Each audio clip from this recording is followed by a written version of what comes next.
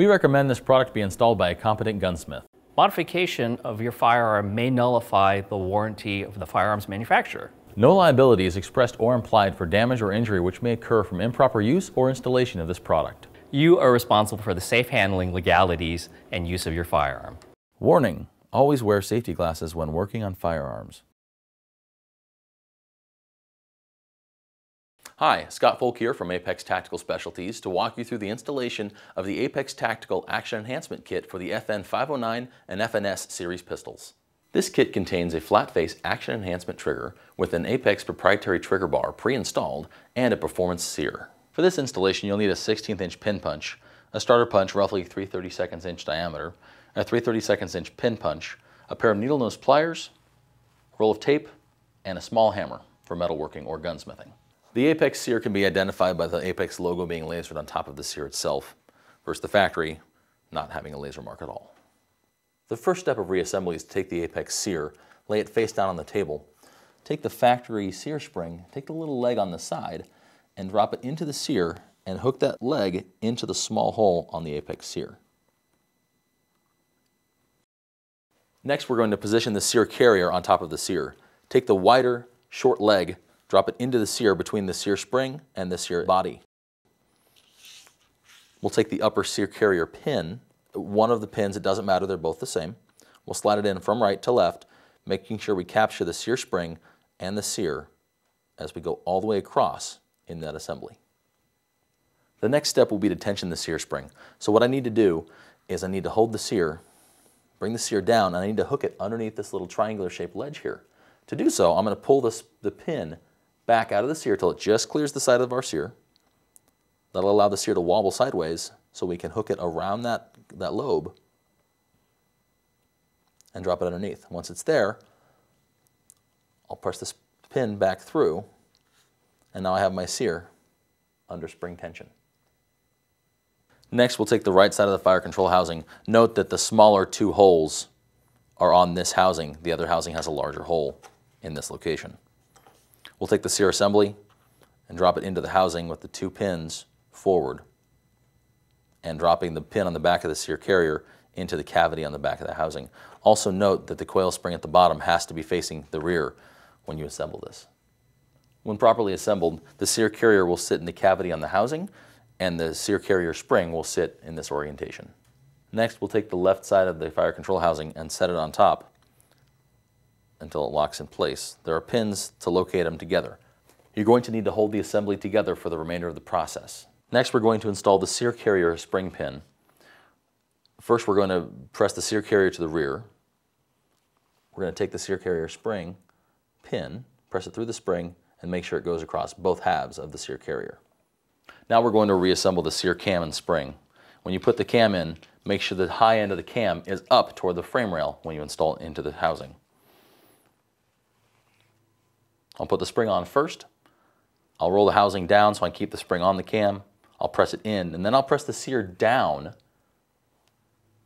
while I press that spring in to capture it. Once it captures, all I have to do is hold the housing together to keep it in under tension. Then I can rotate it over, I can put the clip back on it, and that holds it all in place, and now we're ready for reassembly. When dealing with the thumb safety sear housing assembly, be very cautious about the ball bearing and spring. They're very tiny and very easy to lose. Take your time so you don't lose the components. If you have a non-thumb safety model, you put a silver buckle on the back of the sear housing. In this case, we're going to put the thumb safety back on with the spring and plunger instead of that silver buckle. We'll start off by putting the spring and plunger back into the hole. Be aware you may need to use a slightly magnetized pin punch or screwdriver to put things back. So I'll use my slightly magnetized pin punch, put the spring back into the hole, and then I can take the ball bearing and put it back on top. And this is where you have to be very careful and hold it very, very delicately in place so you don't lose anything. With the ball bearing and spring in place, I'm going to hold those down with my thumb. At the same time, I'm going to press the disconnector down so it clicks behind the sear. At this point, it's pressing the sear housing apart, so I have to hold tight and keep it together. Now I'm ready to put my thumb safety back on. To reinstall the thumb safety, once I have the disconnector pressed in and I have the ball bearing in place, I'll put the tab over the ball bearing, press it down, and roll the thumb safety on from the bottom. The thumb safety ball should capture in the little detent on the thumb safety. Now that my thumb safety is over that, it kind of pops into place. And at this point, I'm ready to put my thumb safety sear housing block back into my frame. Now we're going to put the Apex trigger bar onto the fire control assembly. I'll put one end of the lobe onto the pin, and I'll flex the trigger bar as little as possible to capture the other end of the pin. Now we're ready to put it into the frame. Now we're going to install the whole trigger assembly into the frame. Drop the trigger into the mortise, and you want to hold the sear housing together as you drop it in the frame. But be aware you need to hold it as low as possible so it can drop into the frame appropriately. I kind of pull toward one side and then I drop it in place as I go. You'll notice that the pin is pushing out a little bit on the side of the frame. So I'll push that back gently until it clears the frame and drop it all the way down until it seats in the frame. At this point, I want to throw out a caution. On the FN 509 and the FNS 9C, and only the 9C, the frame pins are removed from right to left and reinstalled the opposite direction. Punching the pins the wrong direction could permanently damage your frame, which is non-repairable. On the FNS series pistols, except for the FNS 9C, the frame pins are removed from left to right and reinstalled the opposite direction. Again, attempting to remove the pins from the wrong direction will permanently damage your frame.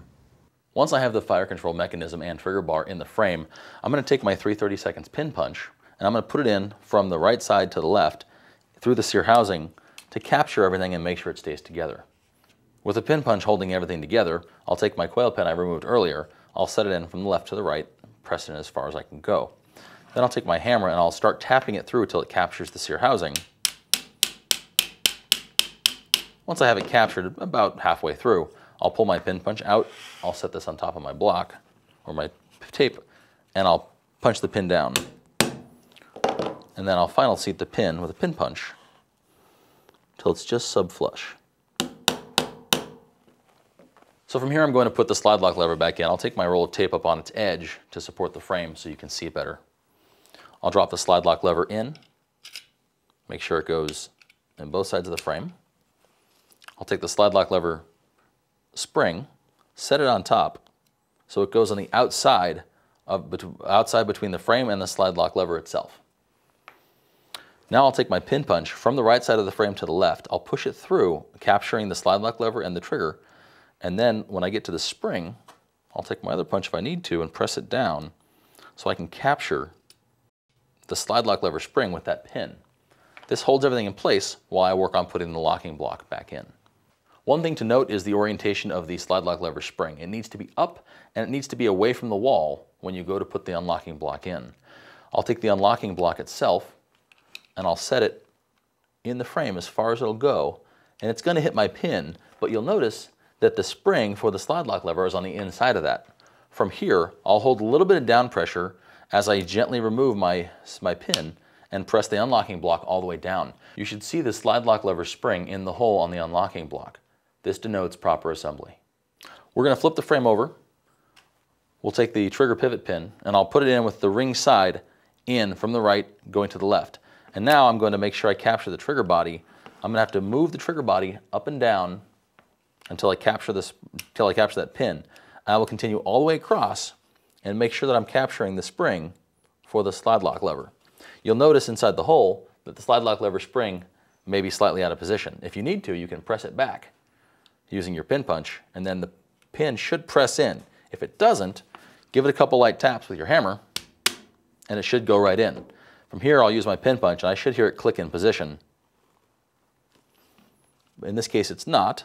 I'll give it a little tap with the hammer again as I wiggle the trigger, and it should sit sub-flush on both sides. Just like in disassembly, this is going to be the most difficult part of the process. So I'll take my tape, I'll set it right underneath the hole. I'm going to take my solid pin and put it back through as far as I can. It should sit in, and it's going to hit the other side of the unlocking block on the inside. Now I need to tap it back down into position. As you get closer to the frame, you're going to want to put your 3/32 inch pin punch on the end and give it sharp raps to get it to seat. You might even want to use your stubby punch to final seat the pin once you get there.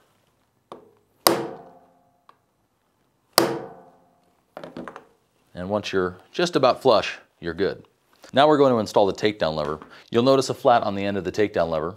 You're going to use that to mate up to the end of the spring, and we'll rotate counterclockwise as we press the slide lock lever in, and keep rotating it around until it drops all the way in the frame. It'll sit down and it will pop up and stay up when it's properly installed. Now we're going to reassemble the gun completely and do a final function check. I'll put the slide back on, put the slide lock lever back into its horizontal position, let the slide forward. I'll press on the trigger body without pressing the safety, make sure the gun doesn't fire. I'll press the safety and pull the trigger all the way. That should fire. I'll hold the trigger down, articulate the slide, release the trigger slowly for a reset, re-engage to fire. At this point, I also want to reset the slide. If I have a thumb safety, which in this model does not, I'll check the thumb safety, press it up, press the trigger and safety, make sure it doesn't fire, and then take the safety off, press the trigger to fire the gun. At this point, installation of the Apex Action Enhancement Trigger Kit is complete.